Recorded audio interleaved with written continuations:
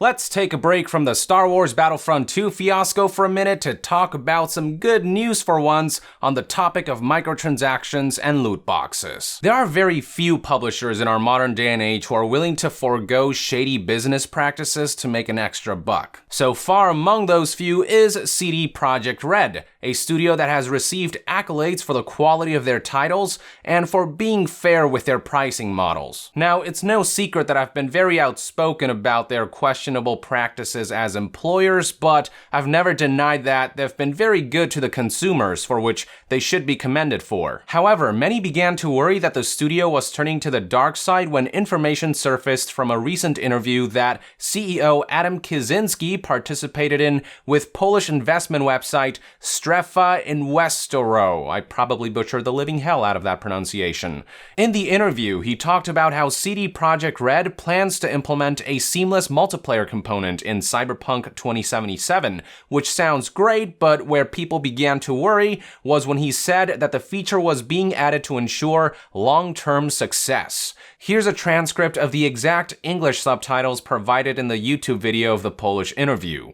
"We want to experiment in new fields that were not yet explored in The Witcher. I can't say much about Cyberpunk, although our ambitions are set really high because that is our style of work. We want to go even higher, and especially seeing how we're having a business chat, we're interested in Cyberpunk being commercially even more significant.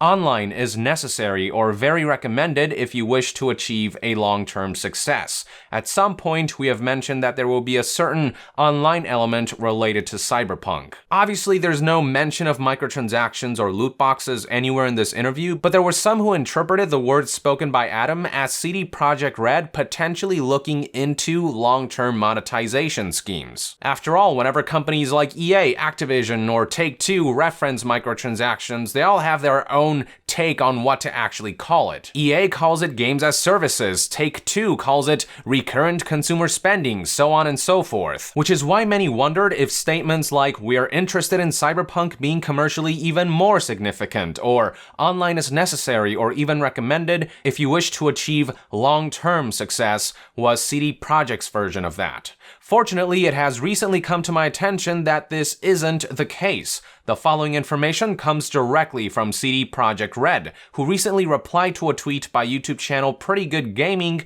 that directed their audience to a video discussing how CD Projekt Red is considering games as services for Cyberpunk 2077. Here's the studio's response. "Worry not. When thinking Cyberpunk 2077, think nothing less than The Witcher 3. Huge single-player, open-world, story-driven RPG. No hidden catch, you get what you pay for. No bullshit, just honest gaming like with Wild Hunt. We leave greed to others."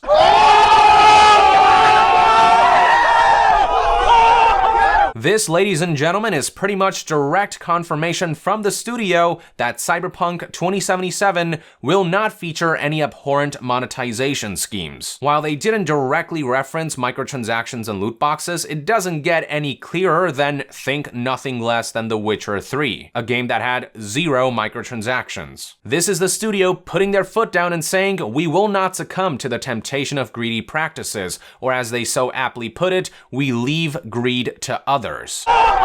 Oh, it feels so good to read this, not gonna lie. This is so refreshing to look at after a microtransactions and loot box infested past couple of months. Now understand, CD Projekt, that we are choosing to trust you and take your word for it. In making this tweet, you've made a declaration that you cannot back down from. If you end up changing your mind and decide that you will implement microtransactions, no matter how seemingly minor or unintrusively, I will call you out and invoke the very words you spoke on this day, November 19th, 2017. This is you making a promise, and if you end up breaking it, you can bet your ass that all hell will break loose. Fortunately, I have no reason to doubt CD Projekt Red. If this were EA, I would totally be like, nah, there's some foul play involved here. It would sound too good to be true for EA, which is so sad to say about a company. But with CD Projekt Red, their track record speaks for itself. They have yet to treat their consumers unfairly, they have yet to employ any exploitative schemes,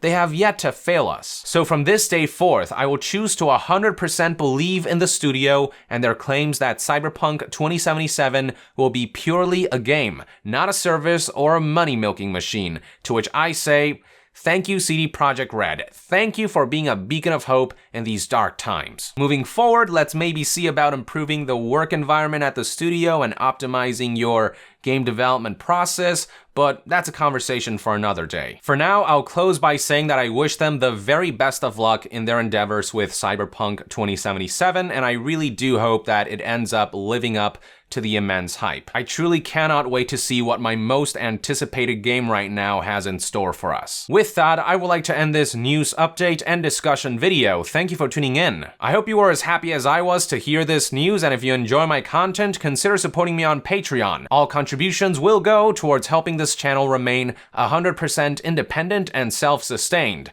And to be further updated on all things gaming news, reviews, and discussions, stay tuned right here on Young Yeah.